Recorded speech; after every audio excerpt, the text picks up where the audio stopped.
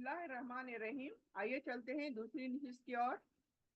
तो हम ये देख रहे थे कि ये यहूदी हसद करते थे।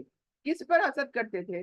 नबी सल्लल्लाहु अलैहि वसल्लम और तमाम सहाबा कराम पर ये हसद करते थे। कि ये यहाँ पर हसद किस चीज का करते थे, ये देखें।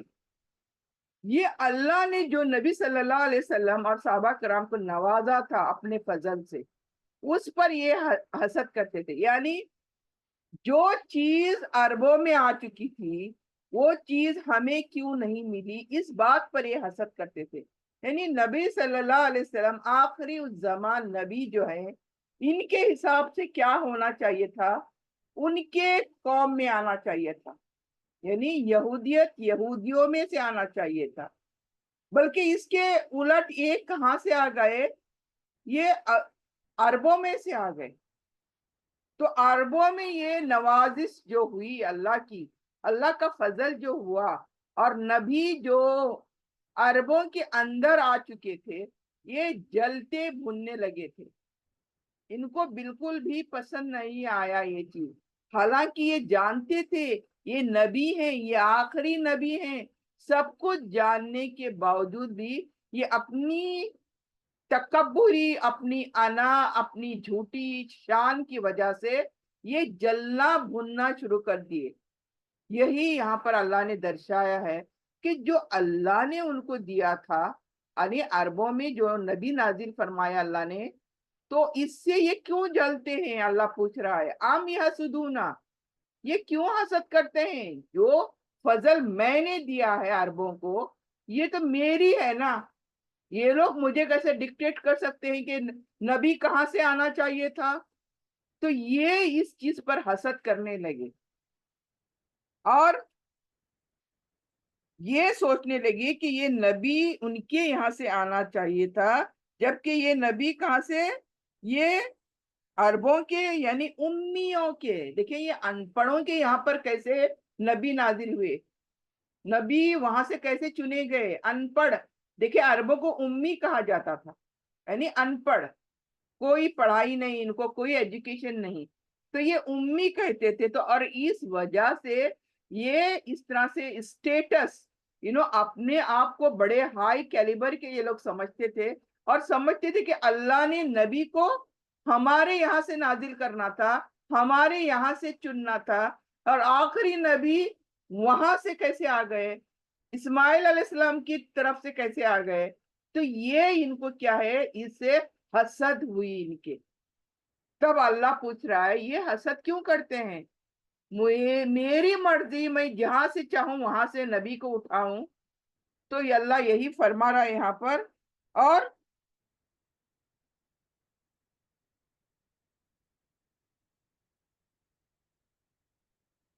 तो इस जलन की वजह से ये तमाम चीजें इनके मुंह से निकलने लगी। फकत आतैना आल इब्राहिम अल किताब वल हिकमा व आतैनाहुमुल मुल्का अजीमा। लेकिन पस तहकीक हमने क्या दी, आले इब्राहिम को किताब दी। है ने, यहाँ पर क्या कहा जा रहा है देखें। फिर क्या ये दूसरों से इसलिए जलन रखते हैं कि अल्लाह ने उन्हें अपने फजल से नवाज दिया, यानी इसलिए ये जलते हैं कि नबी हमारे यहाँ से नहीं बल्कि उनके अरबों के यहाँ से आया? अगर यह बात है तो उन्हें मालूम होना चाहिए कि हमने तो इब्राहिम की औलाद को किताब और हिकमत यानी सूझबूझ, हिकमत दी, और मुल्क के अजीम यानी महान राज बख्श दिया। तो मुल्क अजीम का मतलब क्या है? सारी दुनिया की इमामत की बात हो रही है यहाँ पर। मुल्क अजीम, सारी दुनिया की इमामत जो है अल्लाह ताला ने इनको दी। किसको? इब्राहिम अलैहिस्सलाम की बात कर रहे हैं अल्लाह ताला। यहाँ देखें, मैंने तो इब्राहिम अलैहिस्सलाम को हिकमत भी दी, किताब के साथ हिकमत भी दी, और इनको मुल्क अजीम भी दिया, यानी सारी दुनिया की इमामत। इमामुन नास कहा गया किसको? इब्राहिम अलैहिस्सलाम को क्या कहा गया? इमामुन नास। तो अल्लाह ताला ये पूछ रहा है कि मैं जिसको चाहूं उसको फजल नवाज सकता हूं अपना। तुम कौन हो जो कहने वाले यहां से नहीं क्यों, वहां से क्यों आए? ये ये पूछने का हक तो तुम्हारे पास है ही नहीं ना। تو اللہ تعالیٰ یہ جل بھون رہے ہیں، اس لیے اللہ تعالیٰ کہہ رہے ہیں یہ لوگ حسد کر رہے ہیں. تو اور ملک عظیم تو آپ کو پتا چلا کہ پوری دنیا مراد ہے اس سے. پوری دنیا کی رہنمائی اور پوری دنیا کے قوموں پر اقتدار دیا اللہ تعالیٰ نے ان کو، اور اللہ کی کتاب کا علم پانے اور اس علم کی حکمت کے مطابق عمل کرنے کی لازمی ہے. اگر ایسا ہوتا ہے تو اس پر کیا ہے، ان تمام چیزوں پر لازمی چلنا ہوتا ہے. اللہ نے دیا کا مطلب ایسے نہیں پیٹ پیچھے ڈال دینا جیسے ان یہودیوں نے ڈال دیا تھا. انہوں نے کیا کیا، اللہ کی تمام احکاموں کو اپنی پیٹ پیچھے ڈال دیا، مطلب یہ اپنے خواہشات پر چلنے لگے، جو ان کو اچھا لگا اس پر چلنے لگے، اللہ کی بھرپور نافرمانیاں کرنے لگے. یہ ہم نے ابھی تک پڑھتے آئے ہیں بنی اسرائیل کا. یہودیت کون ہے؟ بنی اسرائیل ہیں. اور انہوں نے کیا کیا، اللہ کے ساتھ کیسی نافرمانیاں کی، یہ تمام چیزیں ہم پڑھتے آئے ہیں. اور انہوں نے اپنے تمام اللہ کے احکاموں کو پیٹ پیچھے چھوڑ کر خود آگے نکل گئے.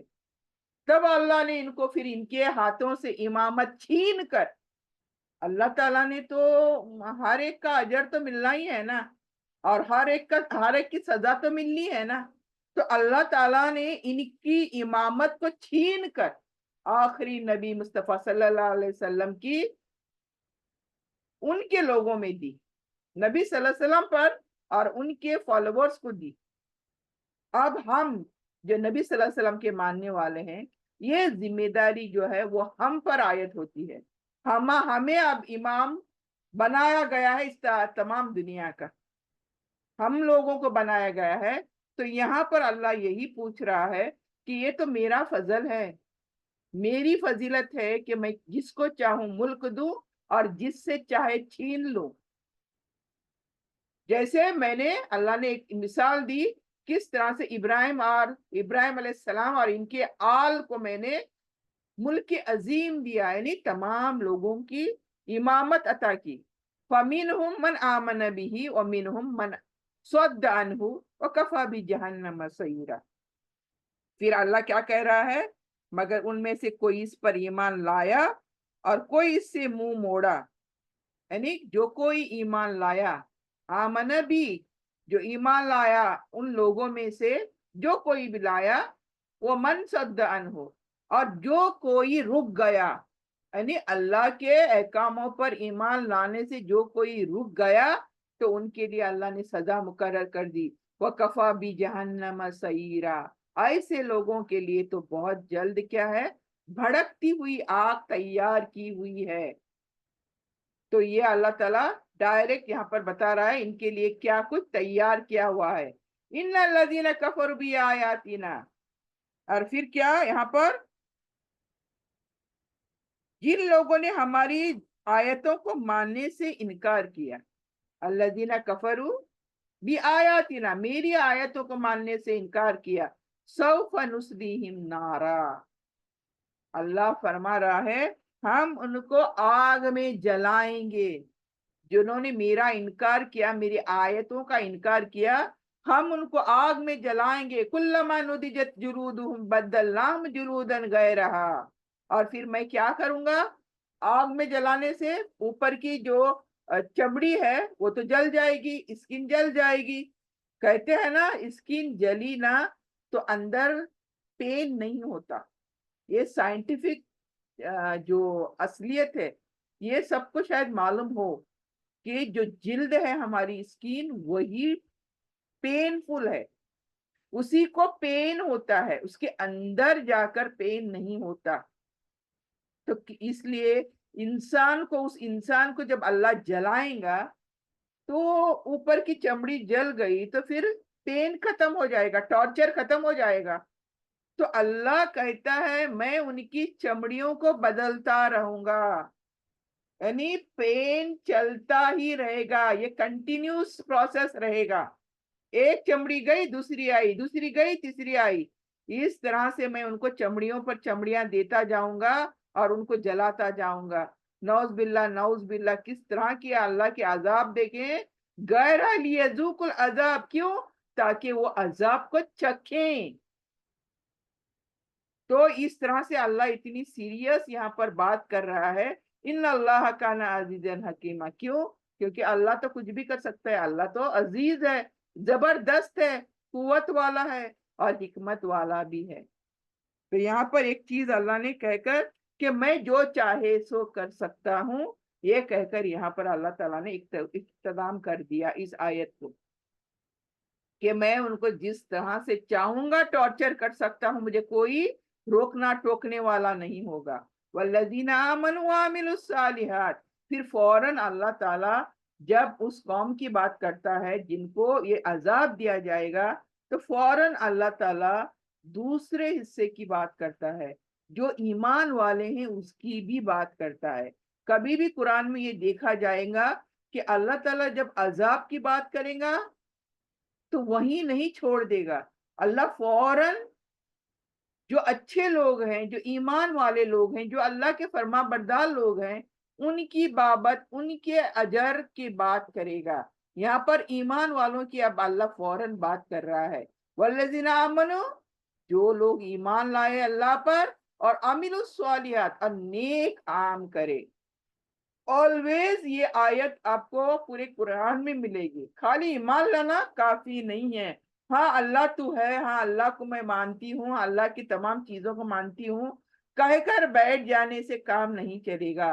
اس کے فوراً دوسری بات عامل الصالحات کی بہت ضرورت ہے، یعنی نیکی کرنے کی، نیکی کی کام کرنے کی یہ سخت ضرورت ہے۔ اب ہمیں اللہ تعالیٰ یہ کہتا ہے، ایک کوائن کے دو حصے ہیں، آمنو اور دوسری سائڈ ہے عامل الصالحات۔ یہ دونوں ایک انسان میں ہونے لازمی ہیں، خالی ایمان لانا کافی نہیں ہے، بلکہ یہ دوسری سائڈ کہ وہ عمل بھی کرے نیک۔ سندخلہم جنات تجری، اگر ایسے ہوں گے تو پھر ہم ان کو جنتوں میں داخل کریں گے، جن کے نیچے کیا ہے، نہریں جاری ہوں گی، اور یہ اس میں ہمیشہ ہمیشہ رہیں گے۔ ایسے نہیں کچھ دنوں کے لیے نہیں، بلکہ ہمیشہ ہمیشہ وہاں نہ موت ہوگی نہ کچھ، بلکہ وہاں پر ہمیشہ کی زندگی ہوگی۔ یہ جنتوں میں اللہ ہمیں انشاءاللہ، میں اس لیے ہمیں یہاں کہہ نہیں سکتی کہ کس کو جنت اور کس کو دوزخ، لیکن ہم امید کرتے ہیں ہمارے اللہ پر، ہمارے رب پر ہماری ایک کیا ہے، امید ہے کہ اللہ سبحانہ تعالیٰ ہمیں بھی یہ جنتیں بخشے گا انشاءاللہ۔ تو اللہ تعالیٰ کی جنتوں میں ہم کیا ہے، ہمیشہ ہمیشہ رہیں گے، فیہا ابدا، لہم فیہا ازواج مطہرہ، اور کیا دیں گا اللہ تعالیٰ وہاں پر۔ تو اللہ تعالیٰ کچھ دیکھیں، جب ٹارچر اتنا بیان کر چکا، کس طرح سے جلائیں گا، کس طرح سے چمڑیاں بدلے گا، تو اللہ تعالیٰ اجر بھی اس طرح سے بیان کر رہا ہے کہ ان کو یہاں پر ازواج ملے گا، ان کا جوڑا جو ہے پاکیزہ ملے گا، پاک اور صاف ملے گا جوڑا۔ یعنی ان کو بیویاں ملیں گی کیسی، پاک صاف، جو کبھی کسی آنکھ نے نہ دیکھی ہوں گی، نہ کسی نے اس کو چھوا ہوگا، ایسی چھوئی موئی اس طرح کی بیویاں ان کو وہاں پر ملنے والی ہیں، ذلن ذلیلا، اور ان کے اوپر اللہ کا سایہ ہوگا، اللہ کی رحمتوں کا سایہ ہوگا، ذلن ذلیلا، گھنے سائے ہوں گے اس کے پر۔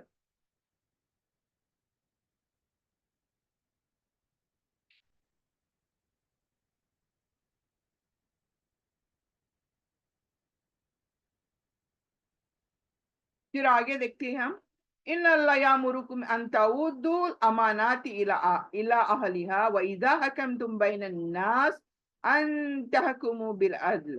اللہ اب یہاں پر ایک ہمیں احکام یاد دلا رہا ہے کہ جن کے، اللہ تعالیٰ کیا فرما رہا ہے، دیکھیں،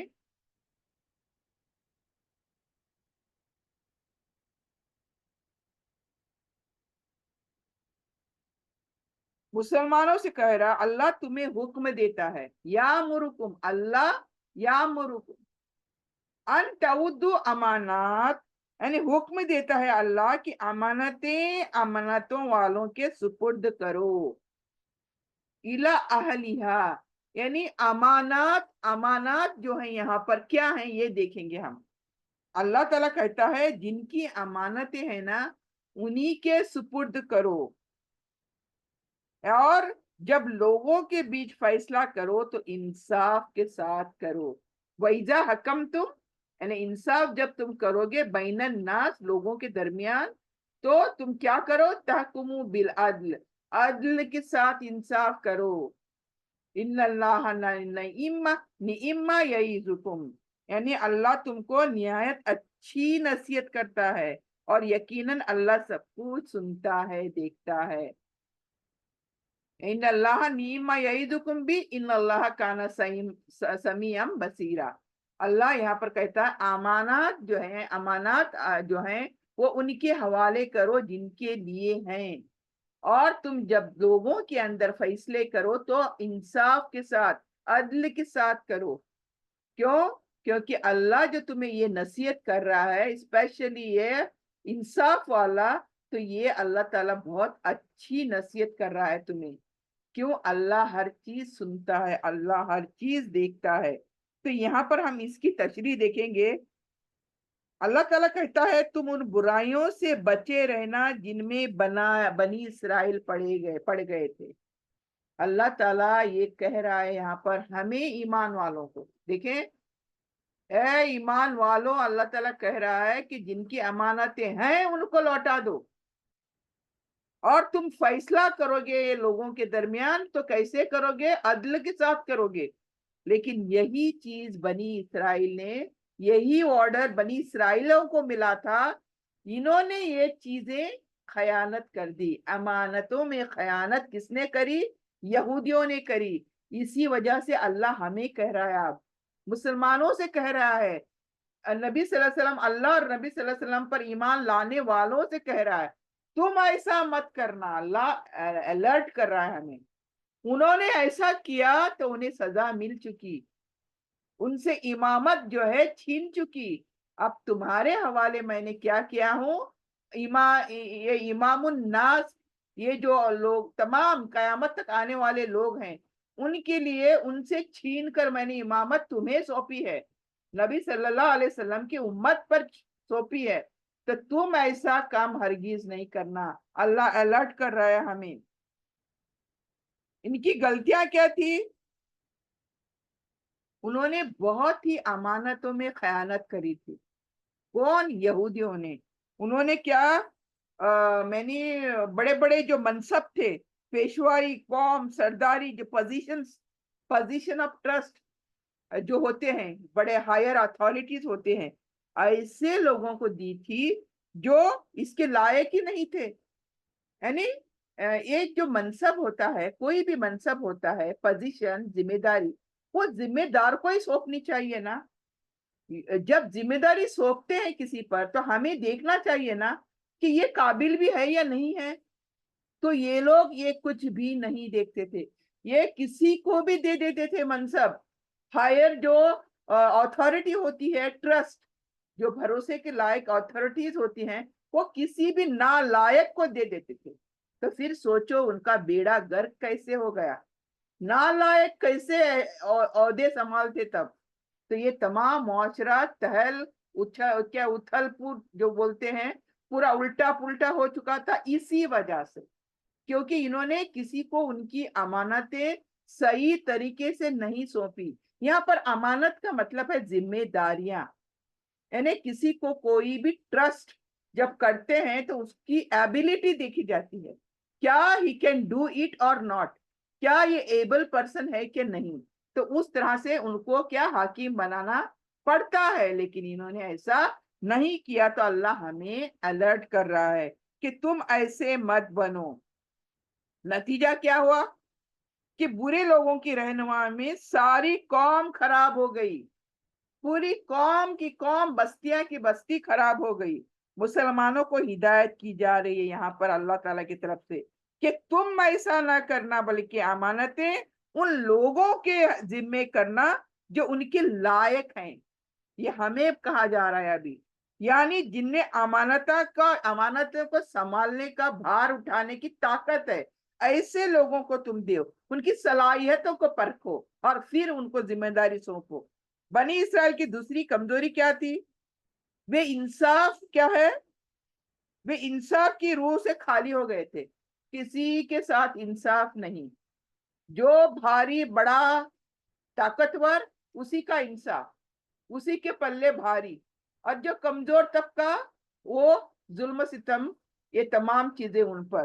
तो इंसाफ बिल्कुल ये लोग खाली हो गए थे। यानी ये हर धर्मी इस तरह से करने लगे थे, इंसाफ के गले छुरी फेरना, किसी भी इंसाफ के गले पर छुरी फेरना, इनका बेझिझक ये काम करते थे। और उनकी बेइंसाफ का सबसे बड़ा कड़वा तजुर्बा क्या है, खुद मुसलमानों को हो रहा था उस जमाने में।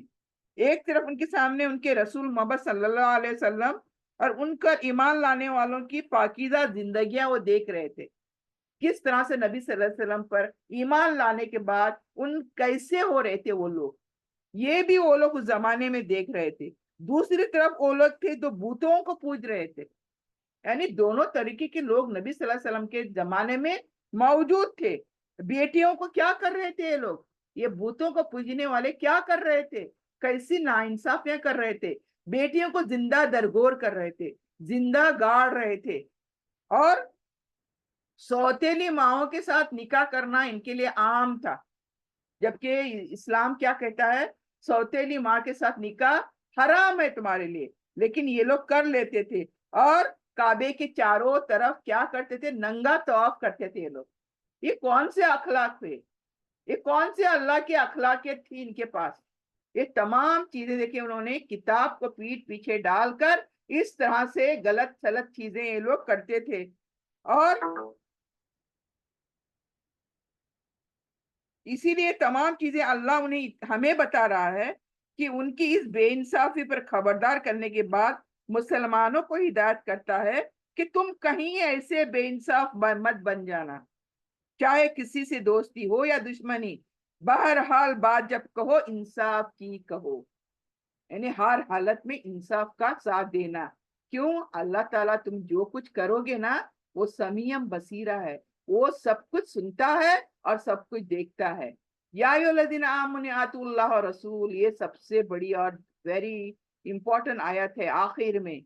ऐ लोगों जो ईमान लाए हो, तुम क्या करो, अल्लाह पर, अल्लाह की इताअत करो और रसूल की इताअत करो। उलिल अम्र मिनकुम, और ये जो तुम्हारे इमाम हैं, तुम्हारे जो लोगों के अंदर इमाम होते हैं, जो जिम्मेदारान होते हैं, उनकी सुनो। वो जिम्मेदारान कौन होनी चाहिए, अल्लाह रसूल की इताअत करने वाले ही होने चाहिए। और अगर वो ऐसे हैं तो उनकी माननी चाहिए। उलिल अम्र यानी जो हमारे लीडरान हों, जो हमें चलाते हैं, जिन पर हम चलते हैं, जिनका हाथ पकड़कर हम चलते हैं, तो इनको उलिल अम्र कहा गया। यानी हमारे हाकिम अगर बिलफर्ज ये रसूल और अल्लाह के ऊपर हैं, उन्हीं पर चल रहे हैं, वही शरीयतों पर चल रहे हैं, तो हमें उनकी बात को मानना और सुनना चाहिए। अगर इसका उलट है, उल्टा है, हमें इनकी बातों को नहीं मानना चाहिए।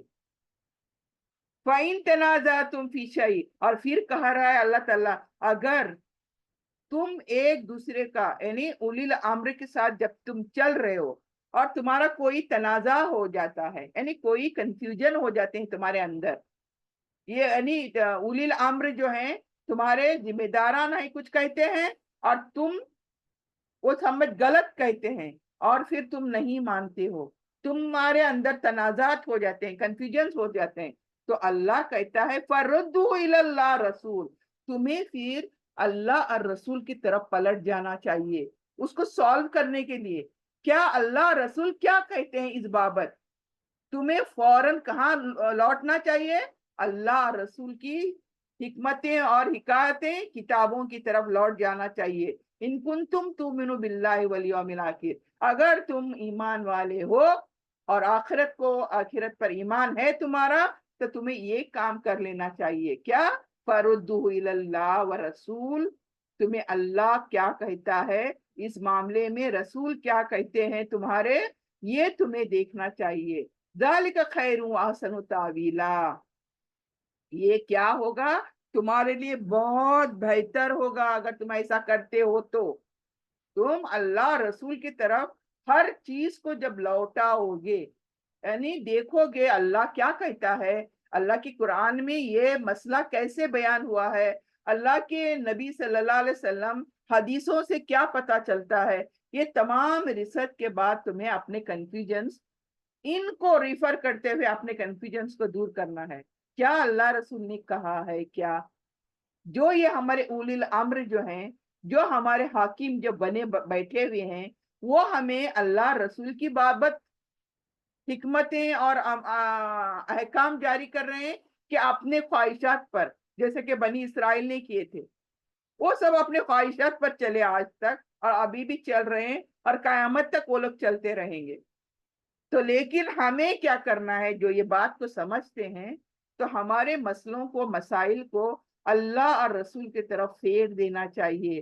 اگر تم ایسا کرتے ہو تو یہ خیر ہے تمہارے لیے, اسی چیز میں خیر ہے. وہ احسن تاویلا, انجام کے اعتبار سے تمہارے لیے یہ بہت ہی بہتر چیز ہے.